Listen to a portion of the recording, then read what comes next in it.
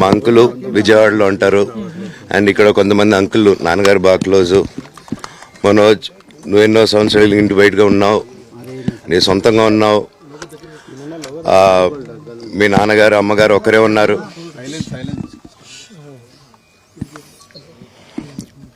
మీ నాన్నగారు అమ్మగారు ఒకరే ఉన్నారు.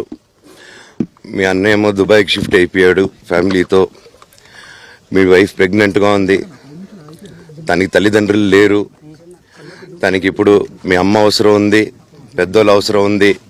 నువ్వు అక్కడ ఎలా చూసుకుంటావు అంటే, నాకు ఆ రోజు మా భార్య కూడా ఒకసారి వాళ్ళు అన్నీ చెప్తున్నారు కదా, ఎందుకండి ఒకసారి వినండి అంటే, సరేమ్మా నీకోసం వస్తాను అని చెప్పి మళ్ళీ తిరిగి రావడం జరిగింది. అండ్ నేను ఈరోజు నా గురించి ఆరోపణలు వేస్తున్నారంటే అది నేనేం చెప్పలేను.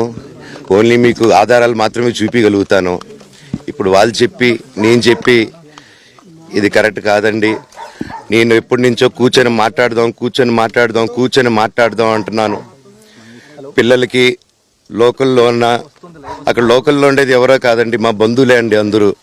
ఆ చుట్టుపక్కల గ్రామాలందరూ మా నానమ్మ ఊరు, మా అమ్మమ్మ ఊరు అందరూ మా వాళ్ళండి. వాళ్ళ పిల్లలు, మనవాళ్ళు, వాళ్ళ బంధువులు. సో వాళ్ళకి అన్యాయం, వాళ్ళు అర్జీలు పెట్టుకున్నారు, వాళ్ళ లెటర్లు పంపించారు, వాళ్ళన్నీ చేశారు. నేను వాళ్ళకి సపోర్ట్గా మద్దతుగా నిలబడి ఏమైంది నేను అడిగేసరికి వినయ్ అతనికి ఫోన్ చేశాను, మెసేజ్లు పెట్టాను. సార్ వాట్ ఈస్ హ్యాపెనింగ్, నేను కావాలంటే కాళ్ళ మీద కూడా పడతానండి, ఈ ఇష్యూ క్లియర్ చేయండి, మాట్లాడుకుందాం అంటే చాలా దురుసుగా రిప్లైలు పెట్టారు.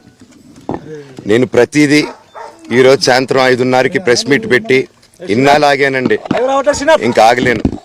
ఈరోజు ఈవినింగ్ ప్రతిదీ చెప్పేస్తాను. ఆ రోజు నేను పోలీసు సపోర్ట్ అడిగినప్పుడు స్టేషన్కి 100కి ఎందుకు ఫోన్ చేశాను, ఆ 100 దగ్గర నుంచి నేను పర్మిషన్ ఇస్తున్నాను, నాకు ప్రాబ్లం లేదు. హిట్ టీవీ యాప్ ని డౌన్లోడ్ చేసుకోండి. ఇందులో short news, live news, entertainment movies అన్ని అవైలబుల్ గా ఉన్నాయి. Please download hit TV app. Hit TV app ని ఫ్రీగా డౌన్లోడ్ చేసుకోండి.